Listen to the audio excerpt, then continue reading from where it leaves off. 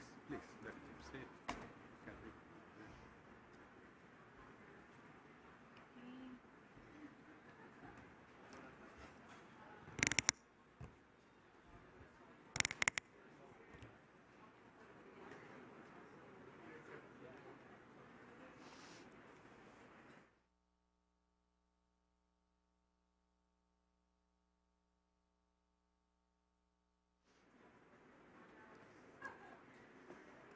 Good afternoon, everyone. Welcome to the Canada Pavilion at COP15, and thank you for joining us today. My name is Lauren Small, and I'm the director of the Canada Pavilion. Bonsoir à tous. Je vous souhaite la bienvenue au Pavillon du Canada à la COP15, et merci de vous rejoindre à nous aujourd'hui. Je m'appelle Lauren Small, et je suis la directrice du Pavillon du Canada. Just a few housekeeping items. If you could please turn your phones to mute. Donc, si vous avez votre téléphone cellulaire, si vous pouvez mettre sur sourdine.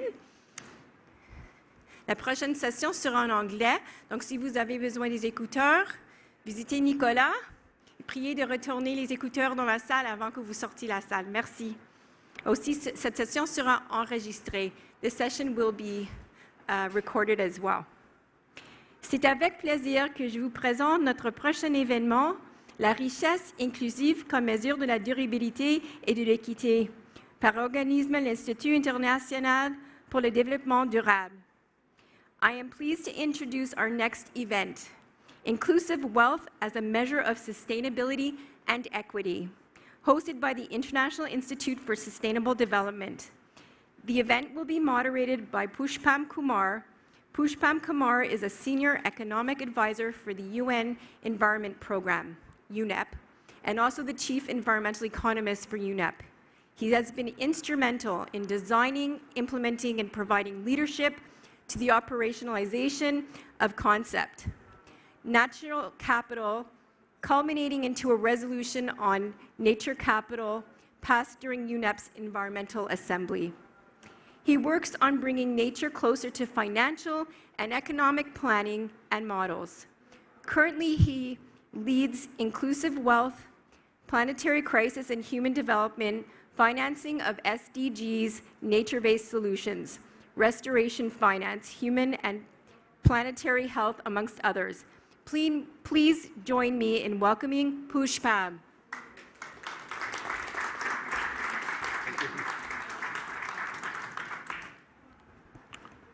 Welcome you all, and this event is basically to share with you some of the findings which have come up from Inclusive Wealth Report 2022 done by UNEP. We are very happy to welcome Catherine Stewart, Canada's climate change ambassador. She has been Assistant Deputy Minister with ECCC and has been leading Canada on the climate change issues globally. We are very fortunate to have Inger Anderson, Executive Director of UNEP and Under Secretary General of the UN, and also one of the persons who have been guiding and championing Beyond GDP for HLCP of the UN and other forums and advising us how to move beyond GDP. So I would request Catherine Stewart for her opening remark, please. Thank you very much. And I'm here representing Minister Guilbeault and very delighted to be here for the launch of this important report. I think by virtue of the fact that we're here, we all recognize that nature is under threat and that governments really need to step up. And we need to build those strong partnerships and work in close collaboration with Indigenous people, with the private sector, and all levels of government and others. And we know that nature and our planet are sacred, and that we must do more to make sure that we live in harmony with it. La lutte pour la protection de nature n'a jamais été aussi importante. La science est claire. The science is really clear. Climate change and the loss of biodiversity go hand in hand. And that's the reason why we really need to coordinate our approaches. And we're here to collaborate with national governments, to collaborate internationally, and COP15 is really a fantastic springboard for us to be able to do more. As Canada's climate change ambassador, my role is multifaceted, and I'm primarily engaging with international partners to advance Canada's environmental agenda and promote climate ambition. And we know that this climate ambition and biodiversity really must go hand in hand. So turning to the launch of this report today, back in 2018 when Canada had the G7 presidency, we recognized that more needs to be done, moving beyond GDP indicators to really capture what success means. And looking at, for example, the value of natural and human capital is an important aspect that we need to consider as we are looking at and asking about what is prosperity. So that's why the new measures and approaches to understanding human well-being, such as inclusive wealth, is so important, and I'm really proud to be here at COP15 for the launch of the 2022 Inclusive Wealth Report. J'ai hâte d'en savoir plus sur la manière dont nous pouvons intégrer ces résultats dans nos discussions et dans le cadre mondial pour la biodiversité. Le succès du cadre requiert des actions, de l'ambition au sein de la société. Pour protéger la nature, nous devons aussi prioriser de nouvelles approches et nouveaux modes de réflexion pour lutter contre la perte de biodiversité tout en protégeant les droits que nous chérissons. So thank you very much for the invitation to be here, and I wish you a very productive discussion. Thank you.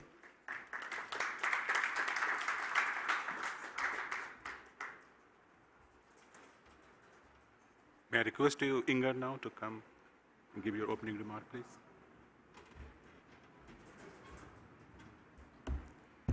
Thank you. And it's a real pleasure to be here, and thank you so much for opening this event, and to IASD for hosting us, and to the beautiful Canadian Pavilion. In fact, I promised the minister, and you are the witness when we had the meeting, that I would make a visit, and I haven't done it yet, but apparently there is some very brilliant exhibit on the other side, so you should all take a visit, as will I after this event. Look, GDP is something we grew up with. We learned what it was. It was sort of a thing by which we measured how wealthy we were, and we all thought that it was like the ruler, 30 centimeters is 30 centimeters.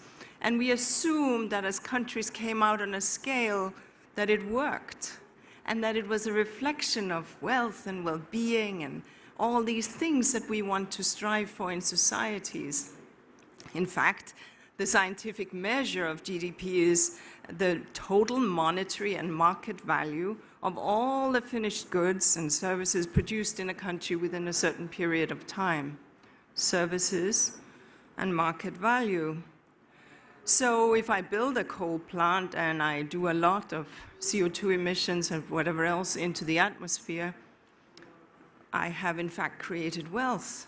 And I have enhanced my country's GDP. If I fish the oceans empty and have a great quarterly profit, I have in fact enhanced my country's GDP. If I cut the proverbial forest empty and produce a lot of timber, I have in fact created GDP. And if I move a lot of money from one bank to another in a transaction, I have in fact enhanced the GDP. And any child, of course, knows that that is not so. I didn't create wealth, I didn't create jobs, I didn't create opportunities. Maybe while we are cutting the forest down, we had some few jobs, but thereafter, then what? So in fact, any child knows that that is not wealth, that is not riches, that is not sustainability. In fact, many of these examples that I just mentioned are, in fact, very environmentally destructive. And others are simply just numbers moving from one account to another. So GDP as such doesn't work. And yet, the financial systems and ministries of finance and treasuries are really holding on to it. Holding on to it because it sort of is something that you can count and measure. But it's not good for sustainability. It's not good for equity. It's not good for the environment, and it is most certainly not good for intergenerational justice. It is these basic truths that many organizations have grappled with, including some that will be on the panel just after me. Because UNEP's Inclusive Wealth Index, that is our flagship response to the Beyond the GDP movement. The report sorry, I don't know what that was, but anyway, the report highlights how inclusive wealth is a sophisticated yet streamlined measure for assessing national and global development and economic progress. And here's the thing. When we think about capital, we know from our economics class that there's something called manufactured capital, all the stock of stuff that we have produced. And then there's human capital, our health, how educated we are, the kind of skills we bring to the economy. And then there is natural capital. That beauty of nature, the one that feeds us, the one that sustains us, the one that enables the next generation to continue. And yet, as we look at these three things, two of them have gone up, yes. We have got more stuff, more infrastructure, more machinery, more stuff in the manufactured capital. And yes, we are getting ever smarter and more well-educated, and yes, our health is improving. But on the natural capital side, we are getting poorer. And when you take these three together, that's inclusive wealth. That's as simple as that. And that is what UNEP is putting out there. And when we know, and I'm sure Pushpam will speak to it, that this report, it looks from 1990 to 2019, our inclusive wealth has dropped. Our natural capital has dropped by 28%. But because we become more people, our per capita wealth natural capital has dropped by 50%. So clearly this function does not compute. It doesn't work. And that's part of why we're here at COP15 and why we were just at the other COP. So if we are going to fix this, then we need to understand that just counting the flow, what goes through the economy, is not good enough. And any child can tell you, and any adult too, if your grandmother worked hard and had a huge monthly income, and she spent it partying and taking cruises, the day she passes, she leaves nothing to her successor, her family. But if she saved her wealth, she leaves something. And we need to think about the stock, the stuff that stays. And therein lies natural capital as well. So we have issued this report, and this is being launched today, 163 countries, lots of measures. It also measures the SDGs and sees how we're doing on the nature-related SDGs. You will hear more about that. Now, others have really started, or not started, have actually also been working in this space, and I'd like to recognize the speakers who are on this panel, because I know that many of them have been working with this space. But what we do need to do, and as the Secretary General has emphasized, and in fact charged me with overseeing the conclusion of this work, is to find ways of measuring beyond GDP. Partha Dasgupta, Sir Partha Dasgupta, whom we just awarded the Champions of the Earth Award, this is the highest environmental honor of the United Nations, published at the request of Her Majesty's Treasury a report that dealt with the economics of biodiversity. And he speaks to biodiversity being an asset. We are here to negotiate around that asset. And we are here to understand that that asset is not infinite. And that is why the Inclusive Wealth Index matters, because it measures this in a sophisticated way, and it means that we can bring it right into the economies. That's what I wanted to say. Now I look forward to hearing from the panel. Thank you.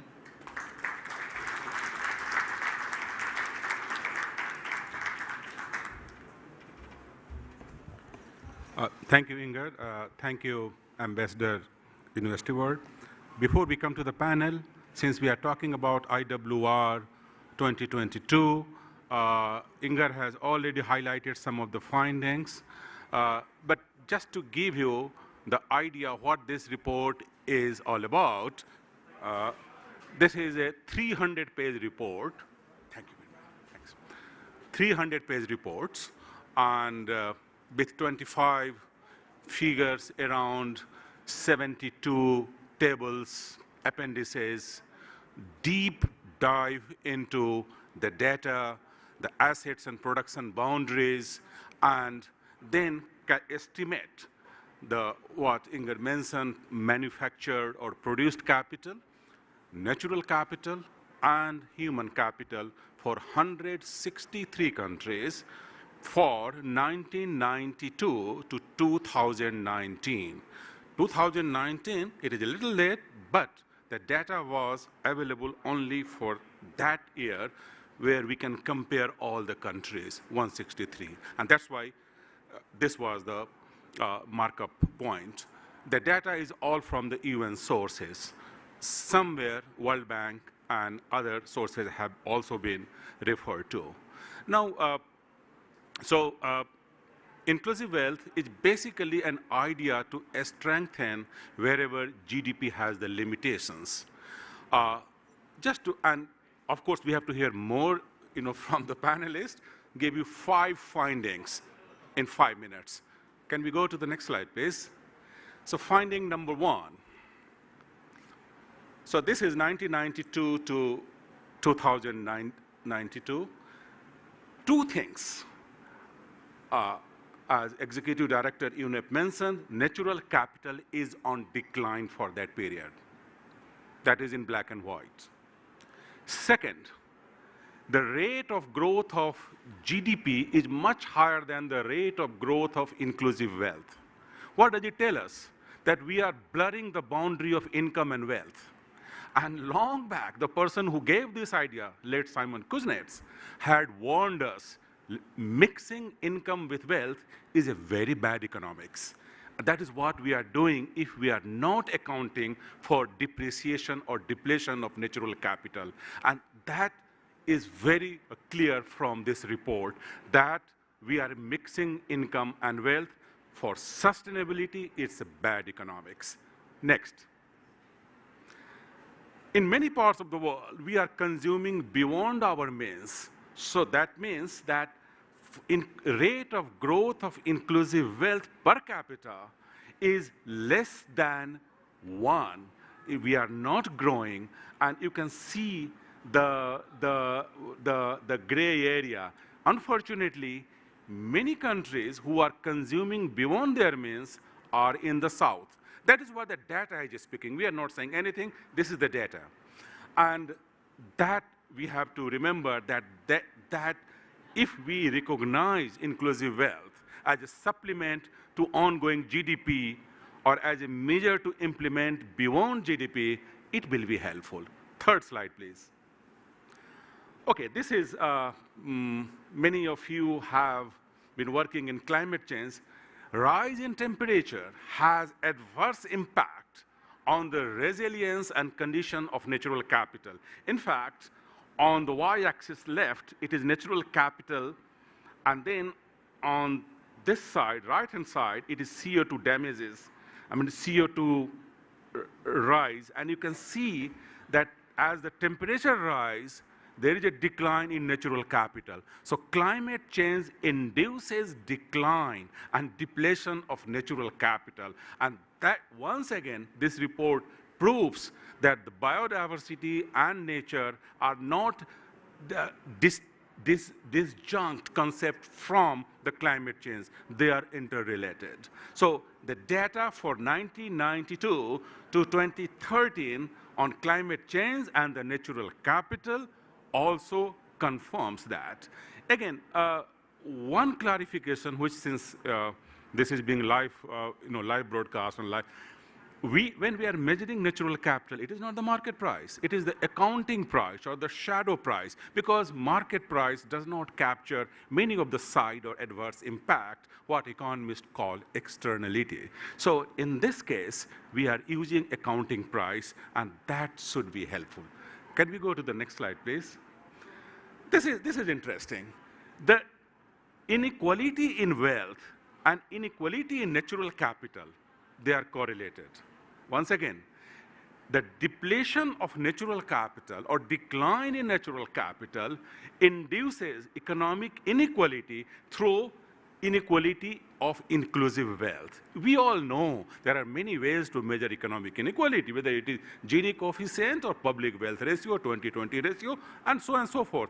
By all criteria, it has been found for the data that natural capital declining means more inequality in society, in economic system. And here, one more very powerful reason to invest in restoration and halt the decline of natural capital. This will have very good impact or favorable impact on inequality.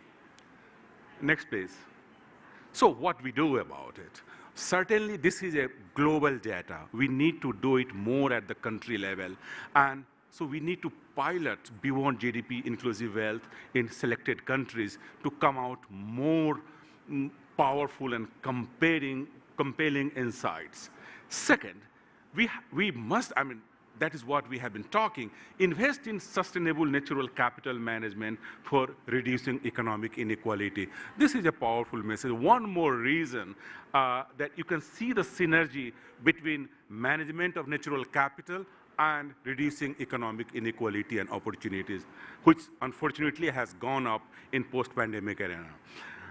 Third, develop a strong community of practitioners. That is where the challenge is, because we are also working in the countries, and the country needs to be supported through the through the capacity in data, in methodology, in exchange of lessons learned across the countries. Those are the things will happen if we have a strong community of practitioners who can really give a sanitized version, a simpler, cleaner version of how to implement inclusive wealth and Beyond GDP. Of course, engagement with financial institutions, Inger mentioned the treasury and development, that if we bring wealth in place of GDP, how the lending changes, how the borrowing changes, how the project evaluation changes, these are how monetary policy can recognize, how the bank rate can recognize this, how the management of sovereign wealth funds can recognize. That is the next course that we have to see and how it helps. There are literature, there are scientists who are saying that bringing wealth into the picture will certainly help even the business firms and corporations. And of course, we have to design a range of fiscal and monetary policies, trade and investment based on inclusive wealth. That should be the way forward. So that is what a group of authors who have been drawn from different parts of the world, geographically and gender-wise balanced, they all are the acknowledged experts of the discipline from ecology and economics. That is what they have come out with. So I am presenting this on their behalf. I will stop here and would invite Dominic Sharon to moderate the next panel discussion. Dominic, please.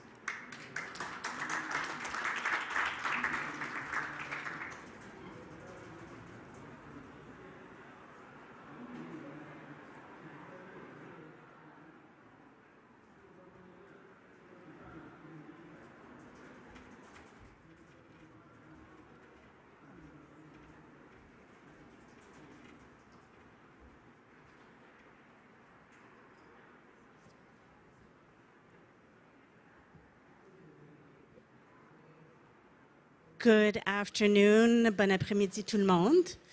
Thank you very much, Ambassador Stewart and Inger Anderson for helping start us off on this conversation.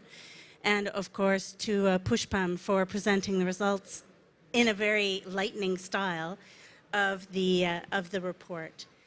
I'm delighted to have 3 panelists. I believe we are missing one, and I'm just looking to my IISD colleagues to see if we have the minister from Ethiopia. No. Okay, that's too bad. However, you 3 will have to, you will have more time, which is also nice. And we'll do our level best to bring a broad perspective to the conversation. We are gathered on the unceded Indigenous lands. And as we think about inclusive measures of wealth going forward, and in a context where we're talking about biodiversity, I think it's really important that we acknowledge the Kanyan Kehaka Nation here as well, who are the custodians of the land on which we are, and that Ke, which is the traditional name of Montreal, is also home to many Indigenous peoples from around Canada. Je vais m'exprimer en anglais, mais sentez-vous libre de poser des questions en français lors de la période des questions. I'm going to introduce the panelists. On my far right, we have Eli Fenichel, Assistant Director to the Office of Science and Tech Policy at the White House in Washington. And he's the Knobloch Family Professor of Natural Resource Economics at Yale. Has PhD from Michigan State, quite glorious CV as well. And his area of expertise is in quantitative research that connects economics, natural science, epidemiology, and sustainable development. Welcome, Eli. We also have, next to Eli, Valerie Hickey. Sorry, here I've got too many devices. Valerie is the Global Director for Environment, Natural Resources, and Blue Economy at the World Bank. She has had a number of roles, including in the Climate Change Group, as well as work in Latin America and the Caribbean. So welcome, Valerie. And we have Sonja Tialuk-Singh, who's advisor to the CEO for the Global Environment Facility, the GEF. And she is Marie Curie Research Fellow at the Fondazione Enrico Mattei in Italy. And she has also been a lecturer in economics at the University of West Indies in Trinidad and Tobago. So welcome to all 3 of you. And the point of our panel today, and excuse me while I juggle my devices and my wardrobe. So the point of our panel is to go into a bit more detail on the results of the report and also how this report is being used. And I'll start maybe with Eli. Where have you seen or how have you seen this type of index or this very index being used in the US? And where do you see the opportunities for it to better inform the White House policy going forward? Thank you very much, and thank you for having me today. It's very exciting to be here. The Inclusive Wealth Report has been, I was trying to remember how many years this has been going, but at least a decade, I believe, and has been really pioneering in thinking about wealth. And wealth and GDP are 2 different things, as we heard our speakers explain, and wealth is important. We have not been using an inclusive wealth index in the United States. I think that's fair to say. But what we have done is we recognize that wealth is important. And more we're understanding we need more connection of the environment and nature in our economic indicators. So I think that one of the things that we have done in order to mainstream nature across many of our initiatives is we have announced that we are going to begin doing natural capital accounting. So not the entire Inclusive Wealth Index that Pushpam was talking about, but focusing on the nature part, which is why we're here today. And there, we are seeing our mainstreaming of nature across many of our initiatives and going, we need ways to measure it, right? So in April of last year, we announced we were going to begin doing natural capital accounting and environmental economic statistics. In August of this past year, we put out a draft strategy of how we are going to do that. That strategy was out. We got public comments. Many of you may have commented on it. Thank you. We got those comments. You can go read online as well. They were overwhelmingly supportive and thoughtful, which is a wonderful position to be in as a government official. Is getting thoughtful comments is great, and when they're supportive, it's even better. And so we're now incorporating a lot of those ideas into a revision. Part of our plan with that strategy is to be producing a change in natural asset wealth.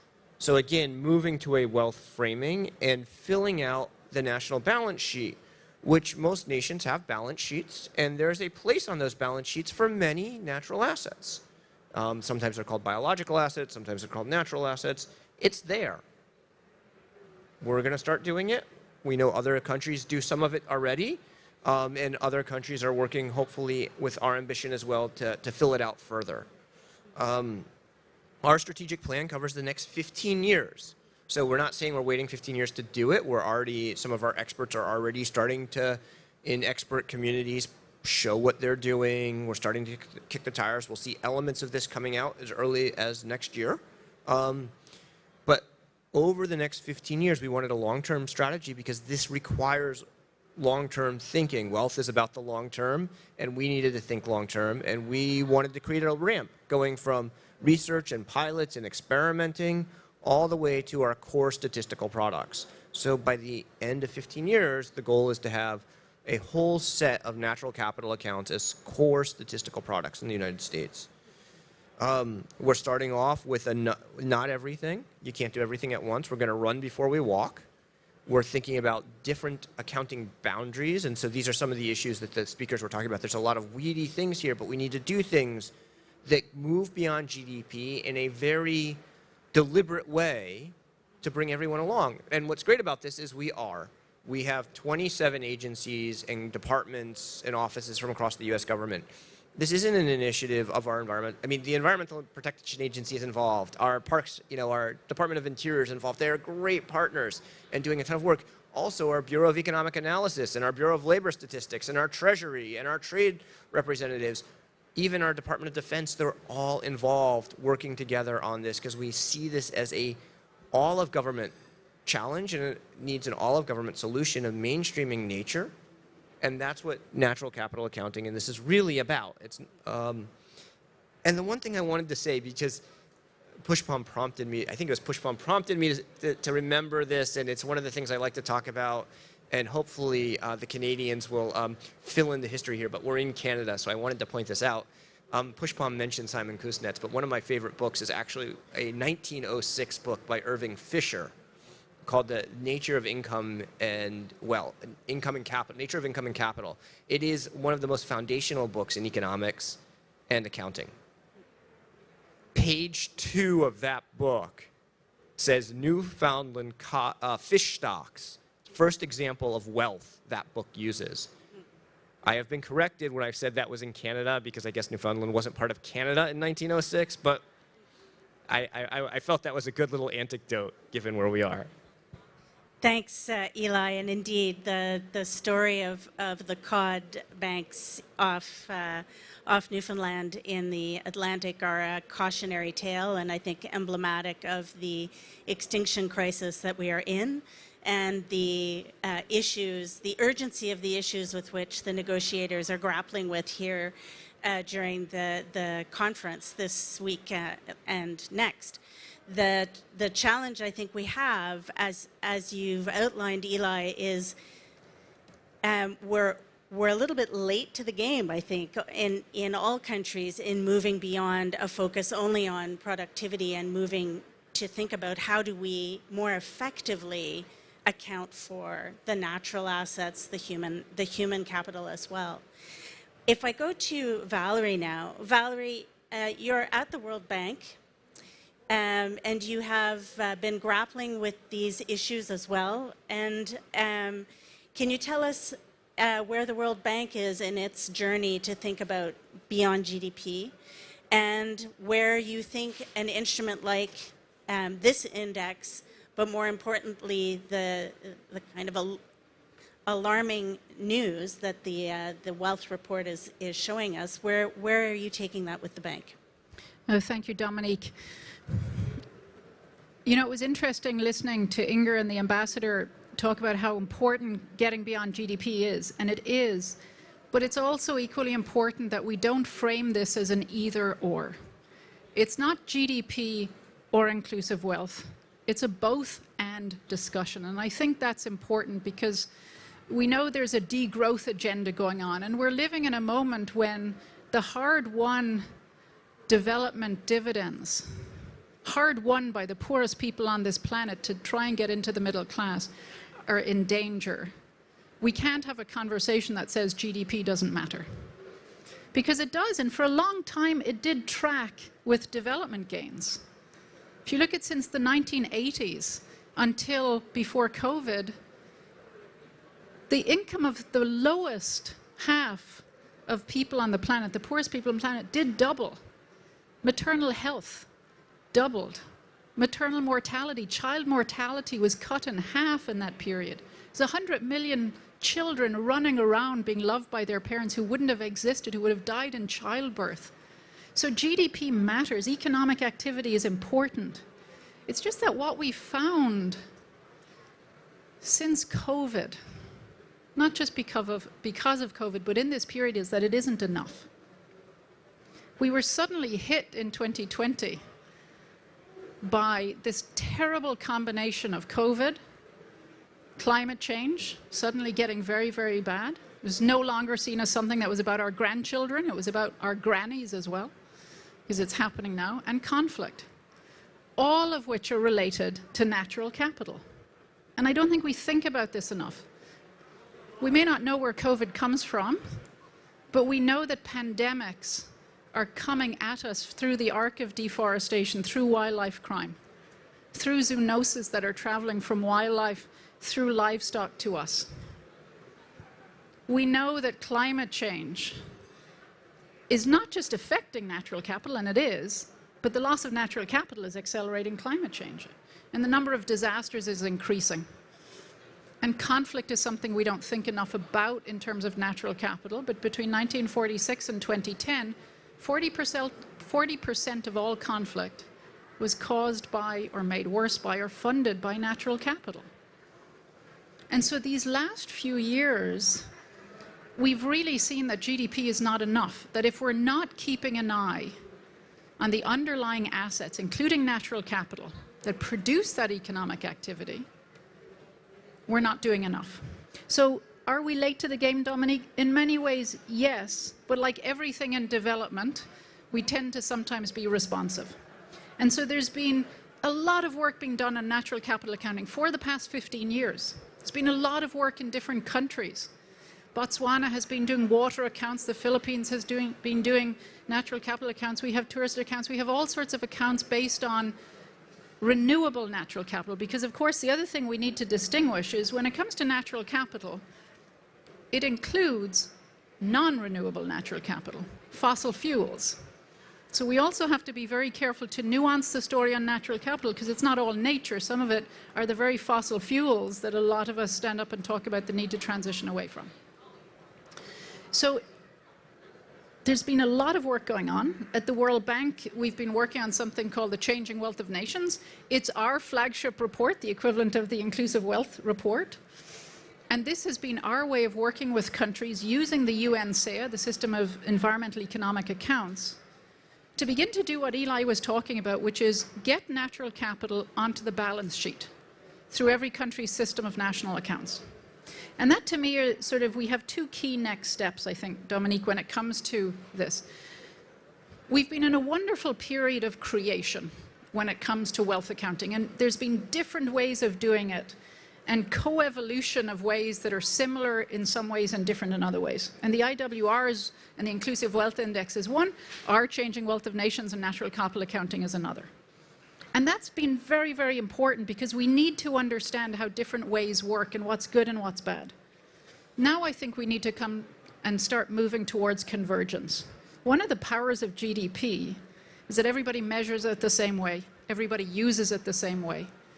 We run a risk in the Beyond GDP movement when we want to add a wealth account that if there are too many ways to do it, countries will pick the way to do it that shows their balance sheet in the best light. We need one way to do it. We need to agree. And so that's a conversation that I know that's going on between our teams, between the UN Statistical Division, to get it right, to focus and make sure that it's focused on the system of national accounts.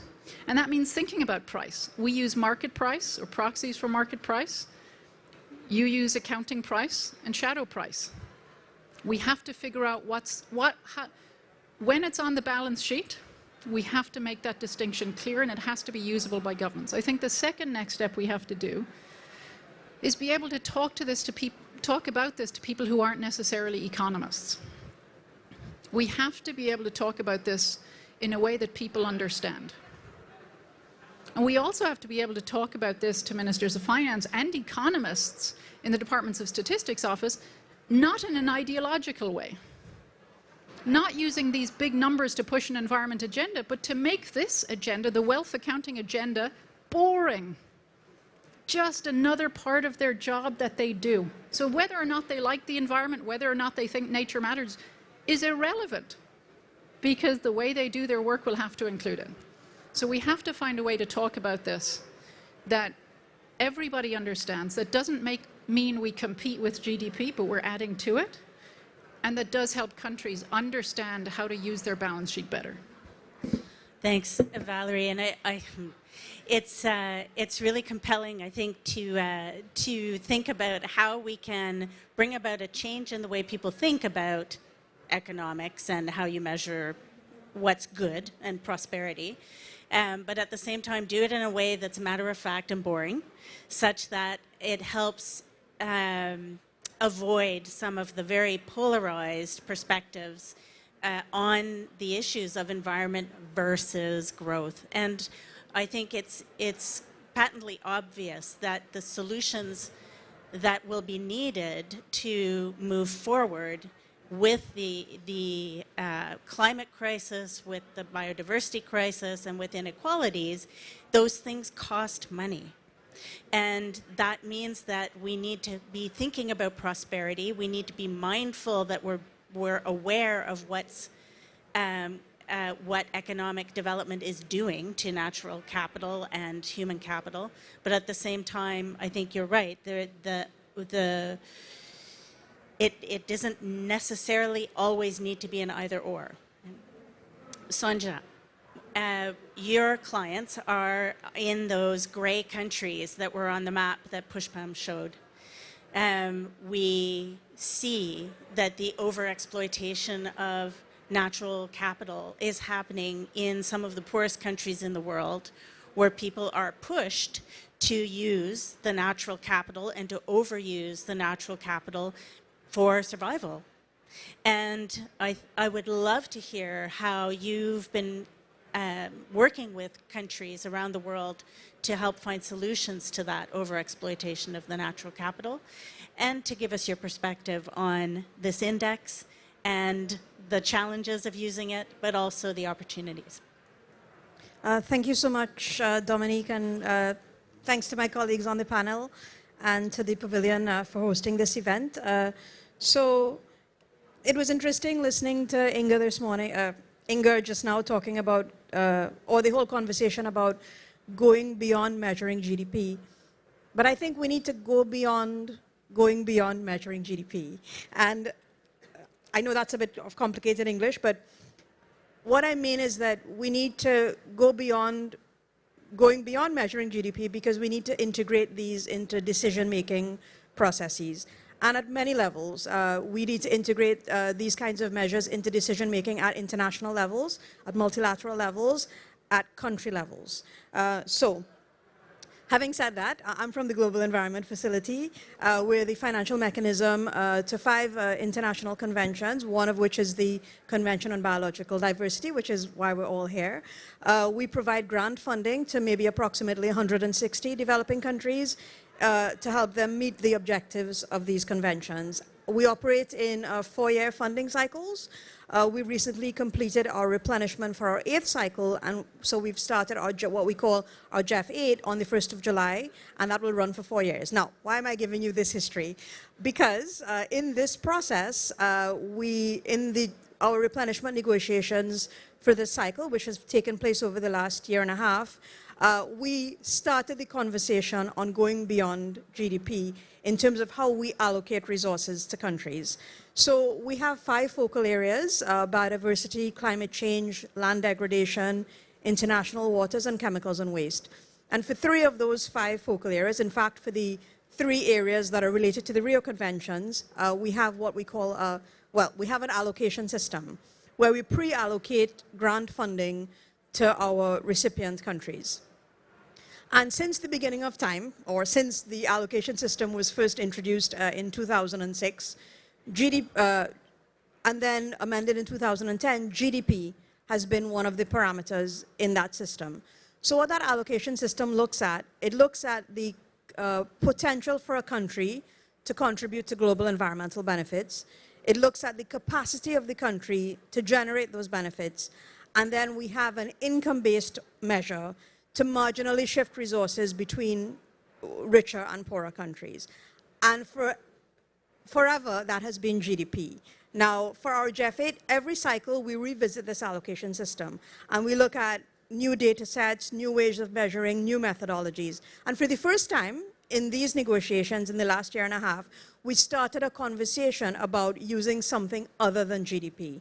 Now, we have a series of multilateral institutions that include income-based measures in their own allocation systems. And generally, this is GDP or GNI. So I would think that what we've gone through in the last little while has been sort of pioneering the discussion and taking it to another level. Now, having said that, we have stuck with GDP for our GEF8 cycle as a measure, but we started the conversation. We started looking at different ways of measuring, recognizing that the limitations, the benefits of GDP, and in fact, recognizing the benefits of GDP made us keep it, but also recognizing its limitations. And as a result, for our next cycle, which we will start negotiations for in about 3 years, we've now been mandated by our governing body to look further into these issues with an eye to introducing a different measure in GEF9. So maybe it's a little bit of a longer conversation than a shorter one, as these things tend to be, but I think we've taken a really, really important step. So the 2 steps I outlined, one in terms of integrating beyond GDP measures into multilateral decision-making, we've taken that first step. We're on that journey. And it has been a very interesting conversation, a very rich conversation, sometimes tense conversation as well, because of course, you know, we're not a development fund, we're an environmental fund.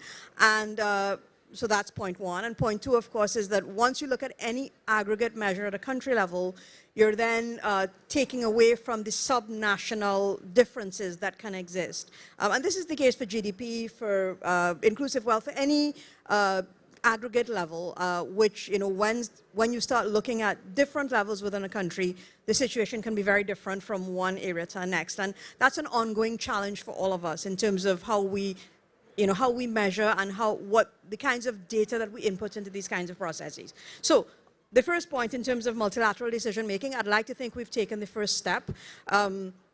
We've now started the conversation with the other institutions that have performance-based allocation systems as well. They've all witnessed our own, you know, the conversations we've had with our donors and our recipient countries on this in the last year and a half. And I'm hopeful that, you know, this conversation will continue to be enriched, and also enriched by data sets such as the Inclusive Wealth report, as well as many others that are coming up into this space. Now, the second point in terms of how can we integrate this into country decision making? Well, the GEF is also working in that area through an increasing focus on what we call policy coherence, which can be called many different things. And in fact, I've heard it a lot here as the whole of government approach. You know, more and more international conversations, we're hearing this kind of terminology that all means the same thing, which means that people can't be contradicting each other in terms of the decisions that are taken at national levels. You know, I'm from the Caribbean, and, you know, sometimes we say that the left hand doesn't know what the right hand is doing. And this is the definition of policy incoherence. And believe me, it's not only a national challenge. We even have it in our own institutions. Yeah, at the GEF, at the World Bank, at UNEP, you know, sometimes we don't know what we're doing, or we may be doing things that contradict each other, especially when there's a huge portfolio and a large disparity. So, at the GEF, this is a policy coherence is a concept that is now cross-cutting and that we have integrated very strongly into our GEF 8 programming strategy. And we're also looking at incorporating it more strongly into our active portfolio. So this is something, I mean, at a grander level than inclusive wealth, at a grander level than going beyond GDP, but this is one of the concepts that's very close to that. We're starting to integrate these ideas and these frameworks into how we fund projects, how the projects are designed, and how the project benefits can be sustained beyond the project lifetime.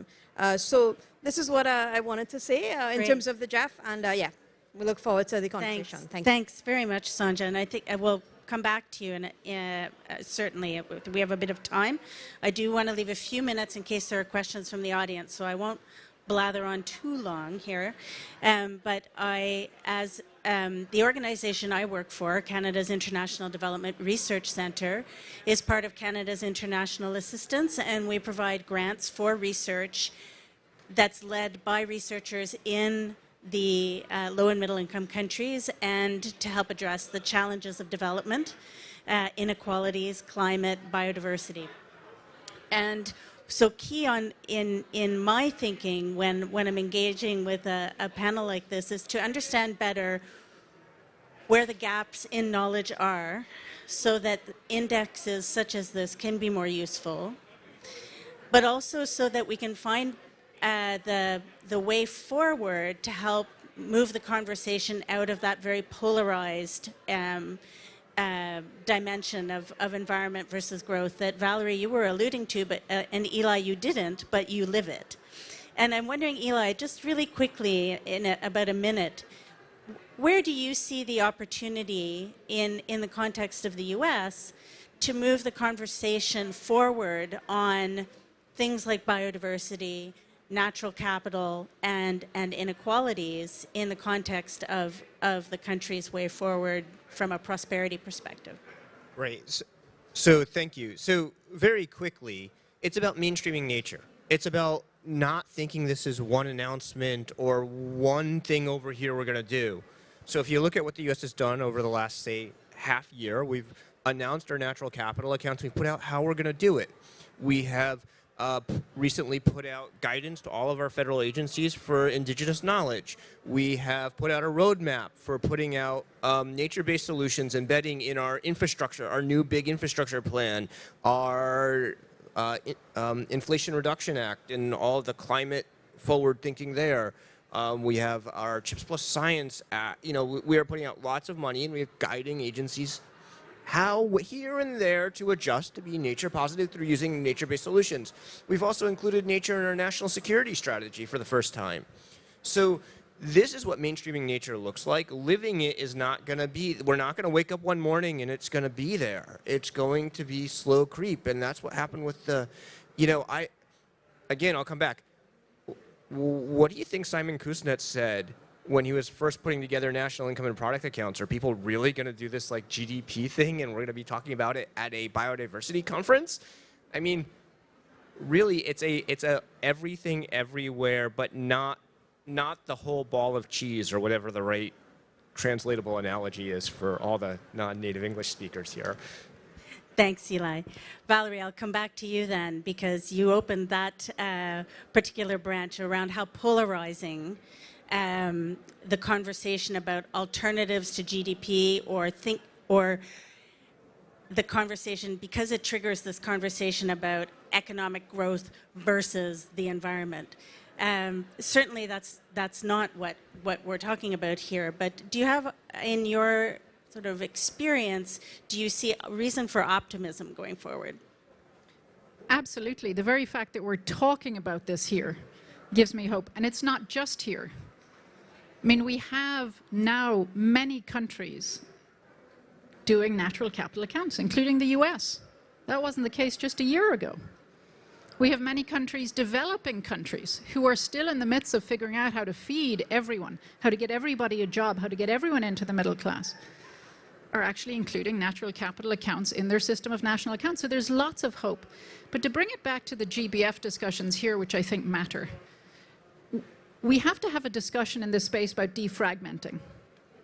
And that's not just a financial discussion, which we talk about all the time. We need to defragment wealth accounting approaches. We really do need to converge, come together, and begin to agree on one way of doing it. It's never going to be perfect. GDP isn't perfect, but everybody lives with it. So we have to learn to do the same. We cannot let the perfect be the enemy of the good.